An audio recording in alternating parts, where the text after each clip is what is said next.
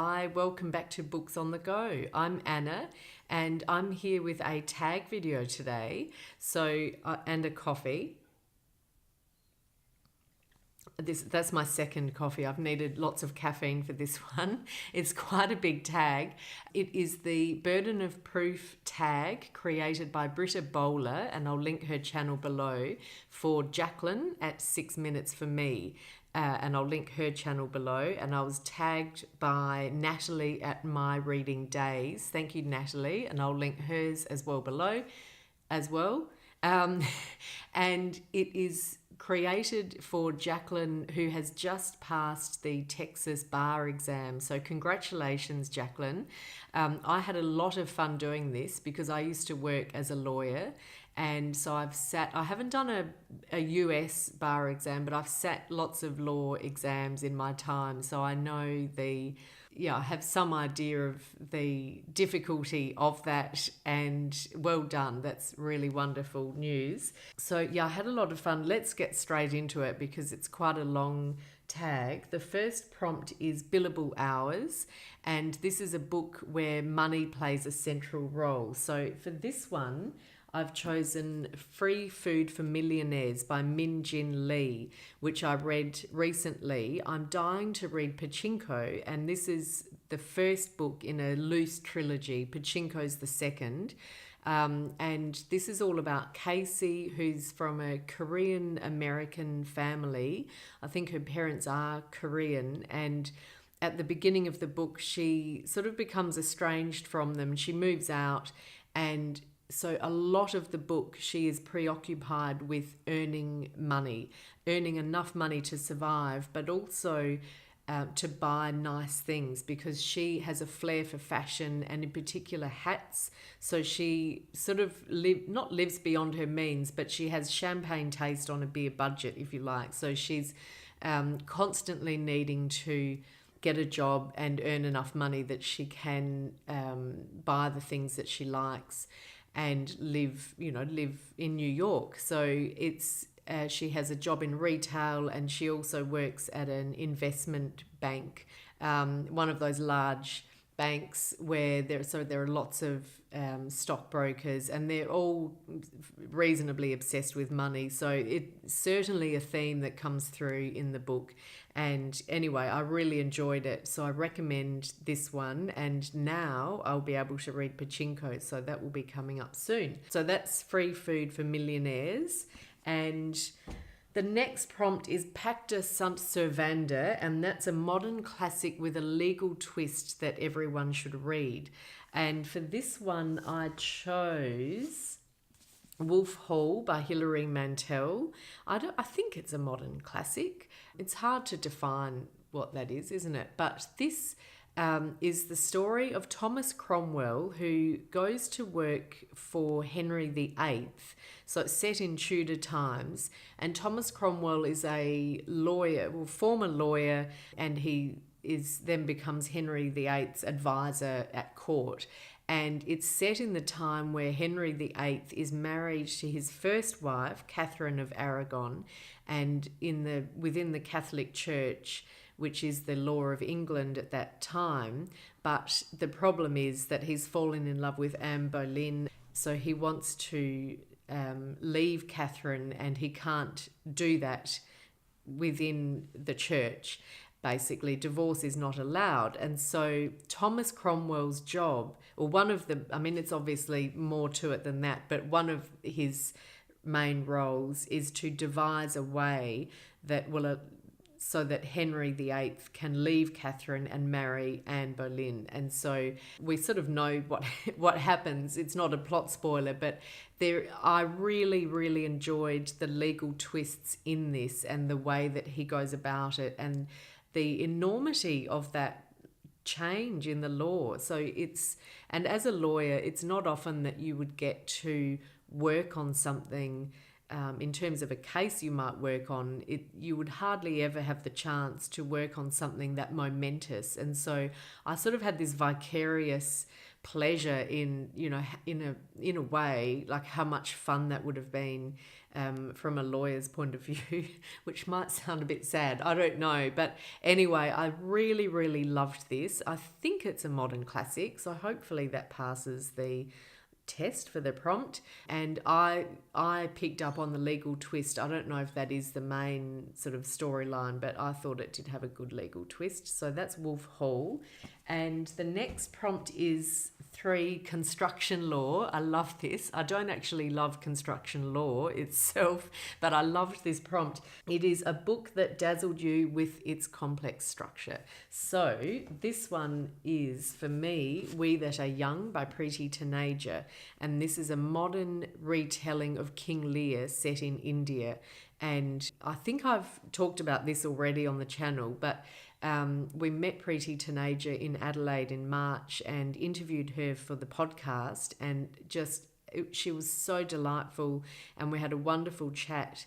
And we found out from chatting with her, and I think I've read this in other reviews of the book, that she does adhere quite faithfully to the structure of the play King Lear, which I confess I haven't read. But even not having read that, I thoroughly enjoyed this book and was dazzled by it. And I think especially if you were more familiar with the play, you would be so impressed with the way that she has structured this novel. Yeah, it's got everything. It's got all the flavour and the epic drama of Shakespeare, but very much in a sort of contemporary Indian context. So I really recommend this one. That's We That Are Young. And I might come back to the couple of these I have doubled up, so I hope that's okay. So we'll come back to that one. The next prompt is number 4, The Franklin Law of Evidence, or Rule of Evidence, and that's a book with an unreliable narrator. And for this one, I chose Gingerbread by Helen Oyeyemi, which was thoroughly unreliable in lots of ways.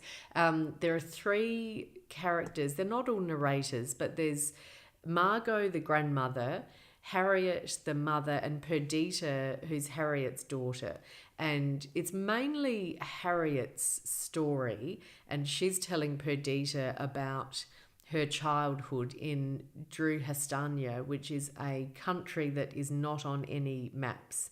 So whether it's a make-believe country or whether it's a real country that just has been wiped off the map for geopolitical reasons, we can think about, we don't know. But it is, so there's some shakiness or slipperiness about the country that she's from, and her story generally. She's talking about her friend Gretel, who she's trying to find, and Perdita says that she has gone back to find Gretel, but Perdita has been in a coma. I think she was in a coma, so Perdita's not reliable really, and we don't know if she's travelling back in a metaphysical sense or just in her mind or what's happened. It's all very hard to get a grip on, and I struggled with that. But I also loved the tone and the characters and the writing. So this for me was a really interesting reading experience, but certainly the unreliability of the stories and the slipperiness of them was a feature of it for me anyway. And I'm just about to edit. We just did it on the podcast, and I think I'm about to edit that episode, so that will be up soon. And we'll try to work our way through it. So listen in for that one. But that's Gingerbread with some unreliable narrators. And the next prompt is Roe and Wade, and that is a book with a strong female character.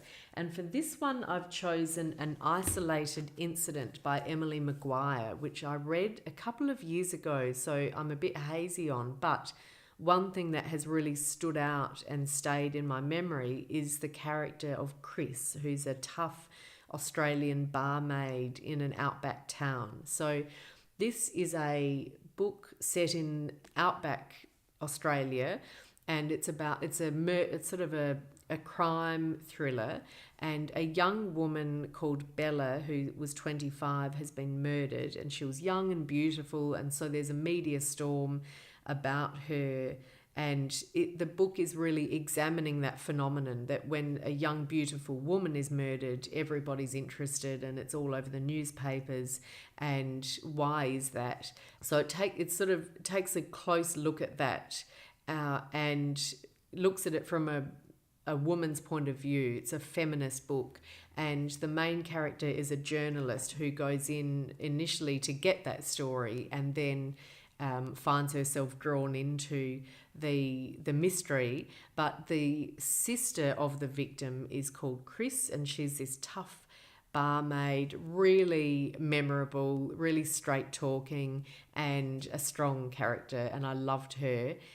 So she was my favourite part of the book. I really recommend this, and I feel like it's gone under the radar, even though it was shortlisted for the Stella Prize in 2017, and it was, I think, a Miles Franklin Award finalist as well, but I haven't heard lots of people talking about it. So I recommend that. That's an isolated incident, and I'm hoping that Emily Maguire has a new one coming out soon. So I'll stay tuned for that one. And the next prompt, number 6, is Grand Jury, a book with a grand set of characters. And so I'm doubling up here. I hope that's okay. I'm going back to We That Are Young by Preti Taneja because it just is. It's got this amazing set of characters. The father, who's this wealthy business owner, and his 3 daughters, Gaji, Radha and Sita, and they have really distinct personalities, and he's trying to divide up the company between the 3 of them, but Sita runs away, and there are other peripheral characters who all come into the story, but it's so wonderful.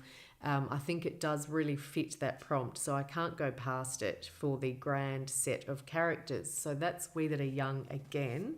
And the next prompt, I'll be doubling up as well. So that is number 7, Malpractice, a book that you loved with an unlikable character. Bonus points if they are a professional. So back to Wolf Hall, and this was interesting because Thomas Cromwell was unlikable. In history, he's viewed as an unlikable character or a villain almost, and yet he becomes very sympathetic in this book, and almost to the point, by the time you read Bring Up the Bodies, which is the second book in what's going to be a trilogy, he's such a sympathetic character that he can almost do no wrong. You almost feel like he's too perfect. So I found that really interesting. But he's certainly portrayed here as someone who, even though he's had a very tough background and family life when he was young, he's a real survivor. He speaks lots of languages. He encourages his daughter to learn Greek, even though girls aren't meant to be that well educated in that time. He navigates the politics of the royal court, and then of course he's an accomplished lawyer, and so on and so on. And so he becomes really intriguing and sympathetic, and I really, really loved the book, even though he's meant to be unlikable. So maybe that doesn't fit the prompt. But I think he is in history terms an unlikable character. So anyway, something to think about. That's Wolf Hall again. And then the bonus prompts, so number 8, the first bonus prompt is a South African writer, and I couldn't think of any. I think Jaclyn mentioned Trevor Noah, and I did enjoy his memoir Born a Crime, which I listened to on audio, and I really liked that. I loved just listening to his voice and his sense of humour, and the way he tells a story I thought was wonderful. But I don't know if I can do the same author, so I couldn't think of anyone else. So please send me your South African writer recommendations, because that's clearly a gap in my reading. And the next bonus prompt is number 9, a book about animals in an unusual setting. So for this one, I chose Flames by Robbie Arnott, and I'm only laughing because we did this as a buddy read with Sean at Sean the Book Maniac, and Sean bailed because when he got to the chapter that featured a water rat, And which I can understand why. Well, the water rat was also a god, so that was the part that, you know, Sean struggled with, which I totally understand. But this also features wombats and birds.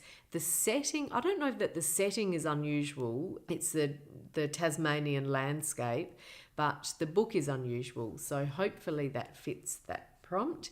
And so that's Flames. So I tag any booktubers, especially lawyers or former lawyers, because I think you'll find it lots of fun to do the tag.